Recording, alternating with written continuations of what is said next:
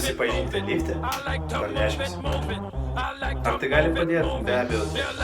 Jeigu jūs mokat susipažinti per 10 sekundžių, jau visi keliai turi. Svarbiausia yra sudominti. Matot, bėga skaičiai, važiuojam. Tai elementariai dabar, kai mes nuvažiuosim iki viršaus, aš parodysiu pavyzdį, jeigu mes važiuojam iš 6 aukšto į 1 aukštą. Tai elementariai yra daroma taip. Tai ką, nuvažiavom iki 6 aukšto, bet žinok, pratęsiu iš mašinos, nes lipa žmogus ir kaip tik mes susipažinom ir negalėjau neišnaudoti tos progos. Pasakiau, ar tu dirbi šitą firmą? Sako, ne, aš ten atvažiavau ten medžiagą užvežti, organizuoju renginį. Sakau, o, faina. Sakau, aš dirbu čia ir turiu dar savo verslą. Klausyk, o šiaip ką veiki gyvenime? Tas sako, na, aš dar turiu ir savo kompaniją, baigė statybą. Sakau, jo, aš irgi, žinai, dirbau su statyba.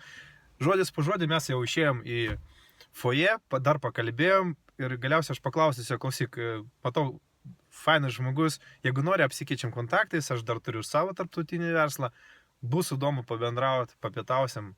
Sakau, okei, super. Ir mes apsikeitėm, ką tik atsisveikinom prieš minutę. Tai realus pavyzdys, kad galima užmegzti ryšį, būnant lifte per 10. Gražios dienos, jeigu norit patarimo, tiesiog registruokis, asmeninį konsultaciją, padėsiu tau, tai bus faina. Gražios dienos, ate.